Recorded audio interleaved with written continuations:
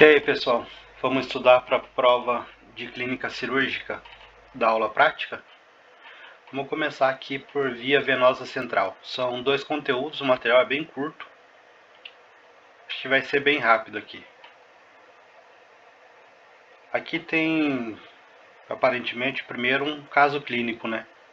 Dados da paciente, Maria Gomes, idade 62 anos, sexo feminino, diagnóstico principal, sepse severa secundária a uma infecção abdominal.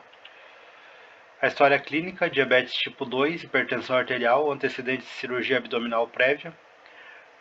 Apresentação: Maria Gonzalez ingressa ao hospital com sintomas de febre alta, hipotensão e confusão. Sua história clínica revela um quadro de abdômen agudo, com signos de sepse severa, potencialmente devido a uma perfuração intestinal. Os exames de laboratório mostram elevações significativas nos níveis de leucócitos e marcadores inflamatórios. A pressão arterial é baixa e a paciente apresenta signos de insuficiência orgânica. A avaliação inicial: signos vitais, temperatura 39,5, então ela está com febre. Pressão arterial 85,55, então está com uma pressão baixa.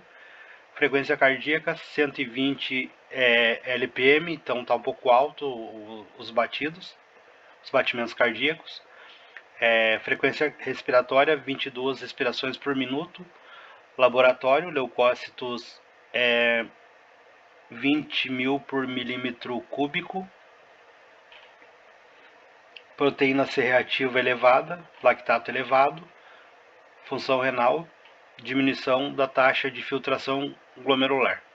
Então ela está com bastante coisa alterada aí nos exames e nos signos vitais. O plano de manejo: reanimação hídrica, administração de líquidos intravenosos. Se requer uma administração agressiva de líquidos intravenosos para corrigir a hipotensão e manter a perfusão tisular. As vias periféricas não são adequadas devido à necessidade de infusão contínua e alto volume. Uso de antibióticos. Antibióticos de amplo espectro. Se inicia um regime de antibióticos de amplo espectro para tratar a infecção. Monitorização contínua, monitoreio hemodinâmico. Se necessita um monitoreio contínuo da pressão arterial central, a pressão venosa central, PVC e outros parâmetros hemodinâmicos. Decisão sobre o acesso venoso. Dado que Maria necessita administração de grandes volumes de líquido, medicamento vasoativo e a monitorização hemodinâmica contínua, se decide colocar uma via venosa central. Procedimento: seleção de sítio, seleção do local, né? Seleciona a veia jugular interna direita para inserção da via central, devido à acessibilidade e menor risco de complicações comparado com outras localizações. Preparação e técnica: se realiza a asepsia da área e se utiliza anestesia local. Se procede com inserção de guia e catéter central, baixo guia ecográfica para assegurar correta colocação e minimizar riscos.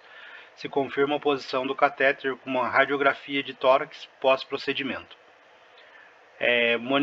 Monitoreio e cuidado pós-procedimento. Verificação de posição: a radiografia confirma a posição correta do catéter na veia cava superior. Manejo do catéter: se realiza um segmento de possíveis complicações, como infecções, tromboses e malposição do catéter. Administração de tratamentos: continuação da administração de líquidos, antibióticos e medicamentos vasoativos através do catéter central. Definição: inserção de um catéter biocompatível no espaço intravascular central ou periférico. Aí tem uma imagem, né, de um catéter venoso central. No caso, essa imagem está mostrando um catéter venoso central, não na jugular, que é o caso da paciente, mas sim aqui na subclávia. Você pode ver aqui, tem a imagem, né, da subclávia aqui. E o acesso foi colocado, o acesso central foi colocado aqui. As indicações do acesso venoso central: monitorização hemodinâmica, medição de PVC. Acesso vascular: requerimento de múltiplas infusões e via venosa periférica inacessível. administração de medicamentos irritantes, drogas vasoativas, antibióticos irritantes, nutrição parenteral e quimioterapia, procedimentos terapêuticos e radiológicos, acesso à circulação pulmonar, circuito extracorpóreo e marca-passo. Aqui tem mais uma imagem esquemática mostrando a administração de solução fisiológica 0,9% através de um catéter central.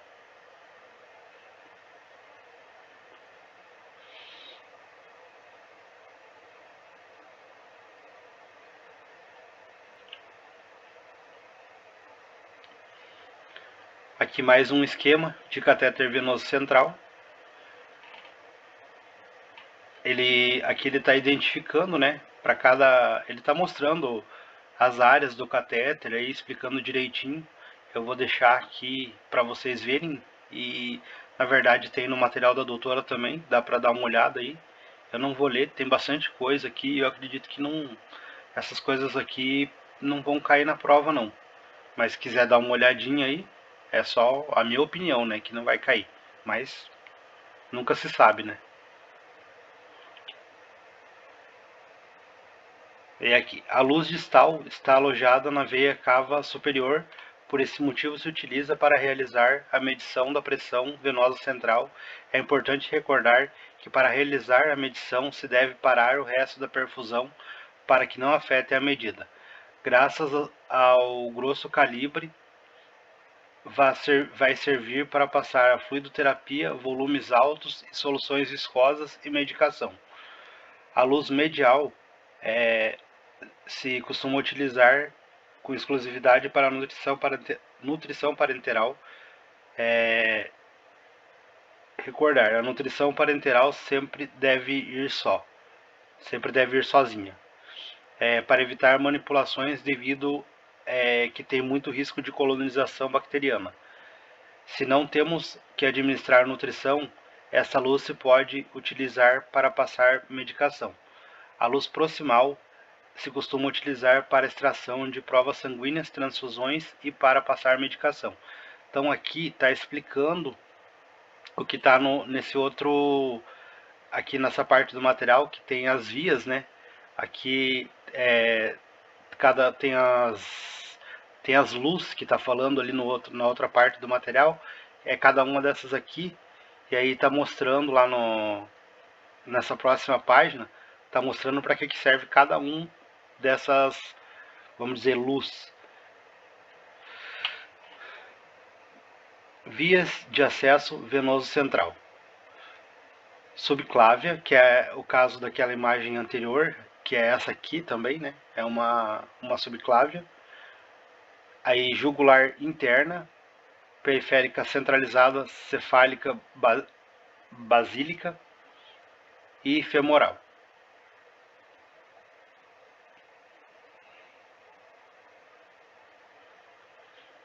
Anterior, posterior e média.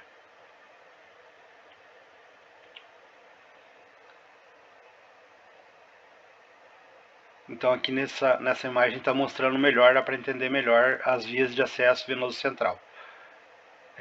Aqui, veia jugular interna via média, um pouquinho mais para baixo aqui, veia subclávia supraclavicular, veia subclávia infraclavicular, aqui mais em cima,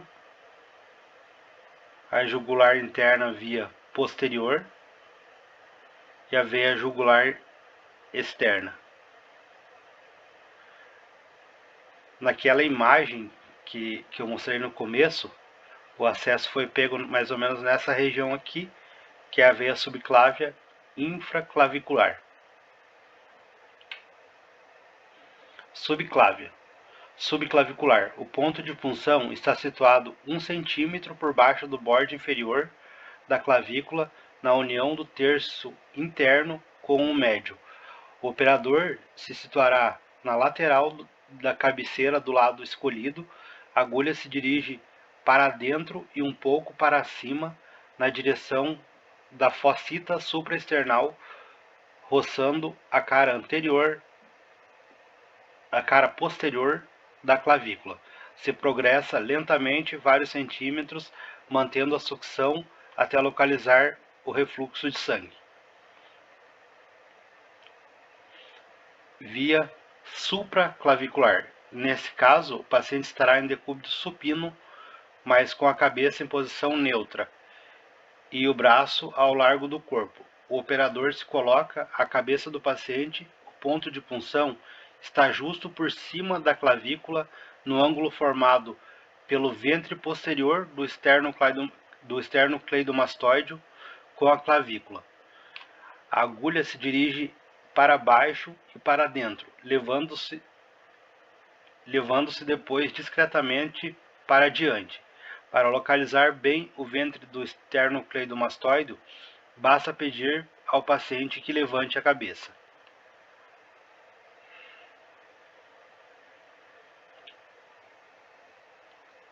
Jugular interna. Aqui está mostrando mais uma vez aquela imagenzinha, né? Mostrando bem aonde que está a veia jugular interna via média, a jugular interna via anterior e a jugular interna via posterior. E aqui está explicando. Via mediana. O local da punção se situa no centro do triângulo de Sedilote, dirigindo a agulha para baixo e logo para trás com um ângulo de 30 graus.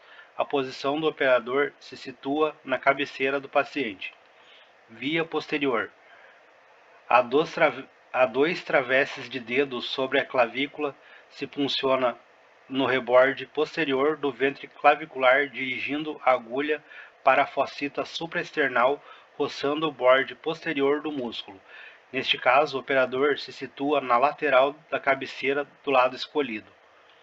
Via anterior. O ponto de punção se encontra na inserção de uma linha horizontal que passa pelo borde superior do cartílago tiroides e uma linha vertical delimitada pelo borde anterior do esternocleidomastoide. O operador se situará atrás da cabeceira do paciente. A agulha se dirige com ângulo de 50 graus para baixo, atrás e para fora, tangente à cara posterior do esternocleidomastoide. Ao localizar a veia, convém aumentar o ângulo de penetração. Veia femoral. Há que utilizar catéter mais largos, 75 centímetros, que nas localizações anteriormente descritas. O paciente se coloca em decúbito ligeiramente proclive para otimizar o lenado femoral. Na zona do triângulo de Scarpa, porque discorre a veia interiormente à artéria e ao nervo crural se localizará a artéria. O ponto de punção está situado 1 centímetro por dentro da artéria e 2 travesses de dedo por debaixo do arco crural. Se dirige a agulha para cima com um ângulo de 60 graus até obter refluxo, inclinando-a posteriormente 20 graus para fora e para diante para cateterizar a veia vários centímetros, progressando então o catéter na veia cava. Complicações. Aí está as complicações, né, do acesso venoso central. Complicações mecânicas. Imediatas, pneumotórax, eumotórax e má posição do catéter. Tardias, tromboses e obstrução. Complicações infecciosas. Bacteremia associada ao catéter, sepsis associada ao catéter e flebites. Aqui tem uma imagem mostrando o material do acesso venoso central. Vou deixar para vocês dar uma olhada aí, está escrito em inglês, então eu nem vou ler. Uma imagem demonstrando as fases aí do procedimento, né? Mostra o material para estar fazendo o acesso venoso central, lavagem de mão, colocação de luvas, de todo o avental estéreo.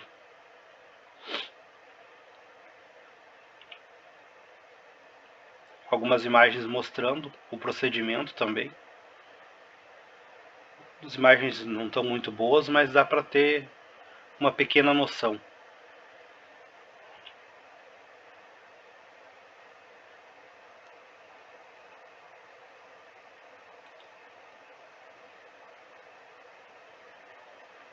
Tem, se eu não me engano, aqui nessa página tem um vídeo. Eu não vou conseguir colocar para vocês aqui porque o material está em PDF, mas eu vou tentar colocar no finalzinho do vídeo, eu vou tentar colocar ele. Então agora a gente terminou aquela parte de acesso venoso central, e vamos começar com tubo de drenagem pleural. As indicações: pneumotórax atenção pós-traumático e pós-quirúrgico, pneumotórax iatrogênico, pneumotórax espontâneo, derrame pleural, empiema, hemoneumotórax traumático, hemotórax e quilotórax. Aqui está mostrando alguns raios-x e mostra aqui a posição que se usa para o dreno de tórax. Aqui mais um raio-x, ela mostrou esse aqui ela mostrou na aula. Ainda ela perguntou se tinha alguma coisa diferente e a gente vê que está bem alterado o raio-x.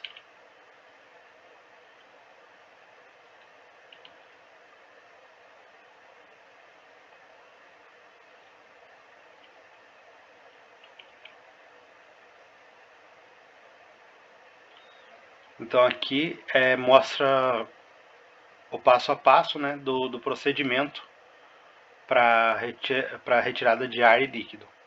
A escolha do local, explorar com o dedo, colocar o tubo com a pinça e suturar o tubo ao tórax. Ela explicou bem isso aqui na aula, não tem explicação nenhuma. Esse material dela é complicado para fazer repasse porque não tem muita coisa. Então, se a gente não anotou na aula, a gente não tem muito o que ver aqui.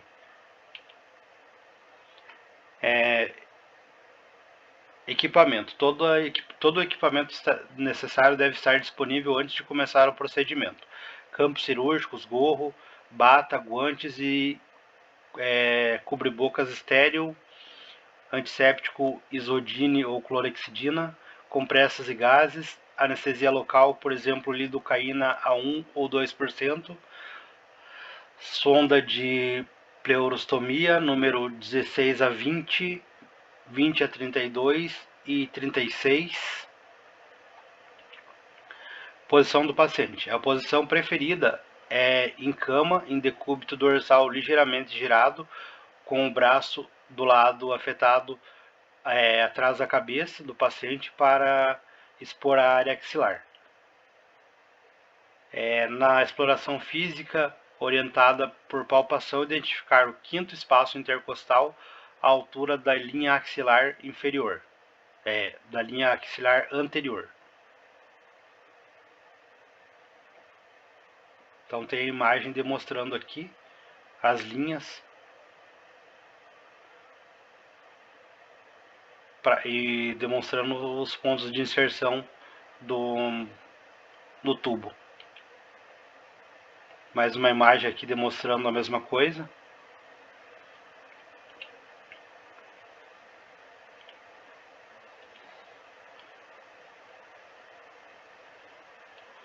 Menor risco para as estruturas próximas, como a artéria mamária interna, e evita o dano dos tecidos musculares e da mama.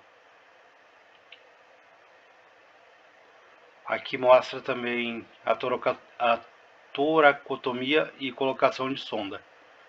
Ele mostra aquele procedimento que eu estava descrevendo ali, né? Aqui faz a anestesia local, você faz um corte com bisturi a nível da quinta, né? Do quinto espaço intercostal. Só deixa eu confirmar. Quinto espaço intercostal. Aí você abre com uma hemostática. Vai colocar o dedo para fazer aquela perfuração que ela falou em sala. E depois passa o tubo apontando ele para cima. Nesse caso aqui está apontando ele para cima.